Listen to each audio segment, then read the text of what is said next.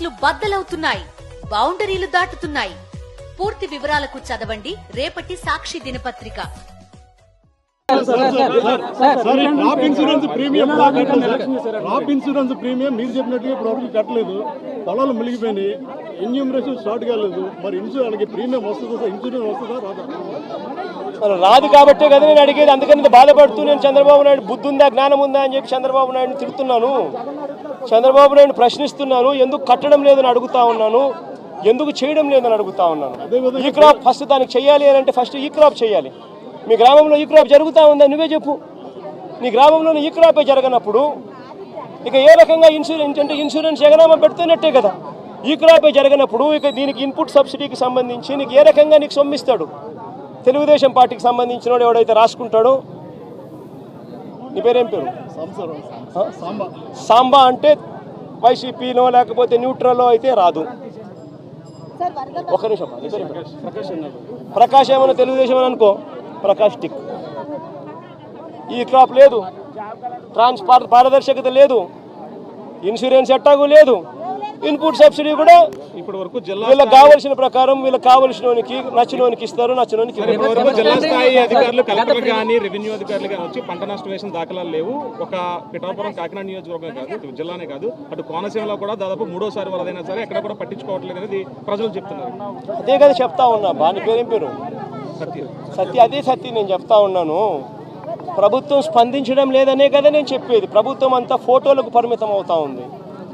చంద్రబాబు నాయుడు అనే వ్యక్తి టోటల్గా డ్రామా ఆర్టిస్ట్ అయిపోయినాడు. మామూలుగా పవన్ కళ్యాణ్ సినిమా స్టార్, కానీ ఇక్కడ కాదు.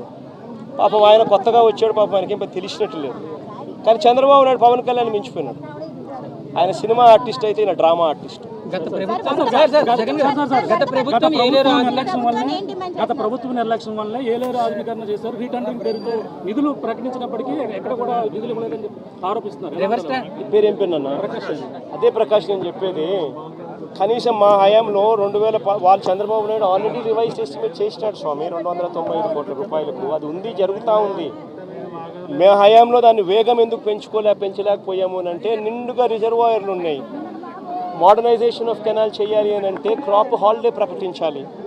నిండు కుండల రిజర్వాయర్ ఉన్నప్పుడు ఎందుకులే హాలిడే ప్రకటించడం ఎందుకు? 14,000 క్యూసెక్స్ ఫ్లో అయ్యే కెనాల్లో కనీసం 10,000 అన్న పోతా ఉన్నాయి కదా. పెద్ద నష్టం ఏమి లేదులే, రెగ్యులేట్ చేసుకుంటూ పోతూ ఉంటే పెద్ద నష్టం ఉండదు. కరువు వచ్చినప్పుడు ఇంకోటి వచ్చినప్పుడు దీని గురించి హ్యాండిల్ చేయొచ్చులే అని కొద్దిగా మనం కూడా రైతుల పక్షాన రైతులకు నష్టం జరగకూడదు, క్రాప్ హాలిడే వేస్ట్ కాకూడదు, వాళ్ళకు క్రాప్ హాలిడే ఇచ్చి వాళ్ళకి ఇబ్బంది కడగకూడదు అని చెప్పి కొద్ది గొప్ప అనుకున్నంత వేగంగా చేయకపోవచ్చు. కానీ చంద్రబాబు నాయుడు హయాంలో ఎందుకు చేయలేదని అడుగుతా ఉన్నా. ఇదే 295 కోట్ల రూపాయలకి ఎస్టిమేట్లు పెంచింది చంద్రబాబే కదా. 2015 ఏప్రిల్లోనే పెంచాడు కదా. మనం పెంచినప్పుడు తన హయాంలో తనకు 2015 నుంచి 4 ఏళ్ళు తన హరితనంలో ఉంది. 4 ఏళ్ళు కరువే, రైతులకు ఈ రిజర్వాయర్లో నీళ్లు లేవు, రైతులకు పంట క్రాప్ హాలిడే ఈకపోయినా క్రాప్ హాలిడేనే. మరి ఎందుకు మోడర్నైజేషన్ చేయలేదు? స్వామి, రివర్స్ టెండరింగ్ అనేది మీకు అసలు తెలుసా? ఫస్ట్ రివర్స్ టెండరింగ్ అంటే ఏమిటో తెలుసా? నీ పేరేం పేరు? సుధీర్. రివర్స్ టెండరింగ్ అంటే ఏం తెలుసా సుధీర్? ఇప్పుడు సుధీరు, ప్రకాషు, దొరబాబు ఇట్లా అందరూ కూడా ఒక టెండర్లో పార్టిసిపేట్ చేస్తారు. టెండర్లో పార్టిసిపేట్ చేయడం కూడా ఎలా పార్టిసిపేట్ చేస్తారు తెలుసా? టెండర్ ప్రక్రియ ప్రాసెస్ ఒక రిటైర్డ్ హైకోర్టు జడ్జి దగ్గరికి ఫస్ట్ పోతుంది. రిటైర్డ్ హైకోర్టు జడ్జి ఆధ్వర్యంలో టెండర్ ప్రక్రియను ఆన్లైన్లో పెడతారు. పెట్టి, నీ పేరేం పేరు? సాంబుడా. నీ పేరేం పేరు? సాంబుడి దగ్గర నుంచి, సతీష్ దగ్గర నుంచి, నీ పేరేం పేరు తెలియదు, నందిని దగ్గర నుంచి, ఇట్లాంటి వాళ్ళు ఎవరైనా కూడా సలహాలు సూచనలు ఏమైనా ఇవ్వాలనుకుంటే ఆ జడ్జికి ఇవ్వచ్చు. ఆన్లైన్లోనే ఇస్తాడు. ఇచ్చిన తర్వాత మీ అందరి సూచనలు సలహాలు తీసుకున్న తర్వాత నియమ నిబంధనలు ఆయన ఫైనలైజ్ చేస్తాడు. ఆయన ఫైనలైజ్ చేసిన నియమ నిబంధనలు జ్యుడిషియల్ ప్రివ్యూ కమిషన్ అంటారు. జ్యుడిషియల్ ప్రివ్యూకి పంపించిన తర్వాత 100 కోట్ల రూపాయలు దాటిన ప్రతి టెండర్ను ఒక విప్లవాత్మక మార్పు చేసాం. టెండర్ల ప్రక్రియలో ఒక రెవల్యూషన్ తీసుకొచ్చాం.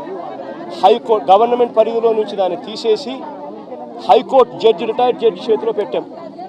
ఆయన ఆన్లైన్లో పెట్టి మీలాంటి వాళ్ళు ఎవరైనా కూడా అభ్యంతరాలు చెప్తే అభ్యంతరాలు కూడా తెలుసుకొని ఆయన ఫైనలైజ్ చేస్తాడు టెండర్ల ప్రక్రియలో నామ్స్.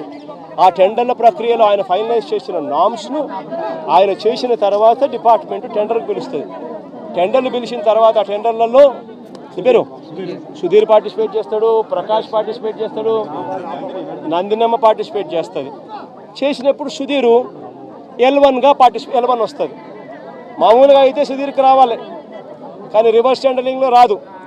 సుధీర్ కోట్ చేసిన L1ను బేస్ ప్రైస్ కింద తీసుకొని మళ్ళా సుధీర్ని పిలుస్తాం, ప్రకాష్ని పిలుస్తాం, నందినమ్మని పిలిచి ఆక్షన్ పెడతాం.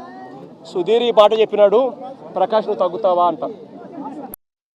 తగ్గుతాను, ఇంత 10 రూపాయలు, నేను అప్పుడు పొరపాటు నేను ఇంకా తగ్గిస్తాను, నేను నాకు వచ్చే అవకాశం ఉంది కాబట్టి నేను సుధీర్తో కాంపిటీషన్ వస్తాను.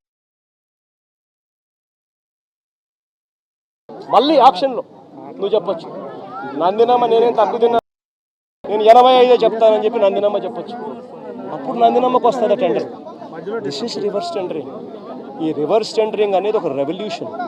ఈ రివర్స్ టెండరింగ్ అనేది టెండర్లలో ఒక ఫిక్స్ చేసి, బిడ్స్ అన్ని ఫిక్స్ చేసి, క్వాలిఫికేషన్స్ అన్ని ఫిక్స్ చేసి, ఎవరిని పార్టిసిపేట్ చేయకోకుండా వాళ్ళందరినీ కట్టడి చేసి ప్రక్రియను పూర్తిగా ఆపేసే కార్యక్రమం రివర్స్ టెండరింగ్. సార్ ప్రధానంగా